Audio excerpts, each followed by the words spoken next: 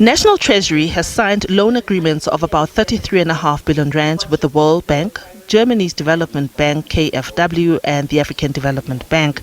The loans are for concessional financing to support South Africa's just energy transition. The money will be used to support the government's key reforms under the climate change and the electricity sector.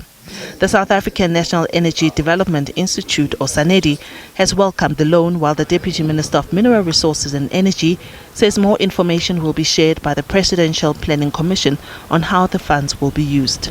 The position of SANEDI is very clear. We've communicated it before. We welcome the loans. We need the loans because the country is cash-strapped, as you heard the other day when the Minister of Finance was talking. So we need the loans. But as a country, we should not be dictated to in terms of how do we use these loans. We must use these loans to roll out renewable energy. We must use these loans to roll out clean coal technologies. We must use these loans to upgrade the grid, modernize the grid. We must use these loans to do research, etc., etc. But we should not be dictated to because we are an independent sovereign country. I think we understand that there is Presidential Planning Commission that is dealing with all the issues related to climate change.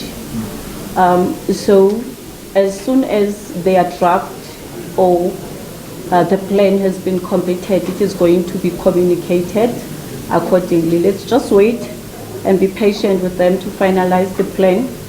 Once it is concluded, you are going to get a proper briefing. And I'm hoping the Office of the Presidency will be the one that is handling this issue. Dr. Nkabane accuses environmentalists, who she says are increasingly being used by some among society to block the development of oil and gas discoveries. She says they perpetuate debates about energy technologies and in the process pit the energy technologies against one another. In West Coast, Block 11, 12B, we have a huge discovery of oil and gas. In Northern Cape, there is a discovery of shale gas. Free State in Virginia, there is a discovery there of helium gas.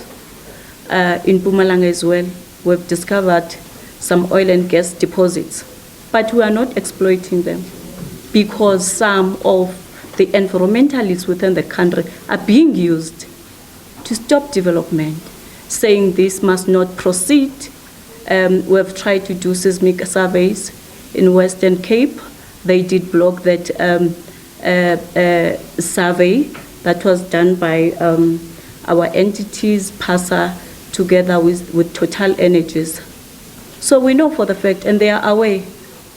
But I think what we need to improve on is to have stakeholder engagement. We sit down, we'll tell them the opportunities that are there if we can exploit and discover and develop the gas that we have.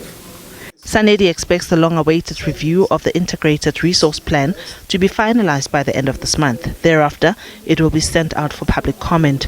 The IRP plays an important role in shaping the country's energy landscape, which provides an indication of the country's electricity demand, how this demand will be supplied, and what it will cost. Diabosito, SABC News, Johannesburg.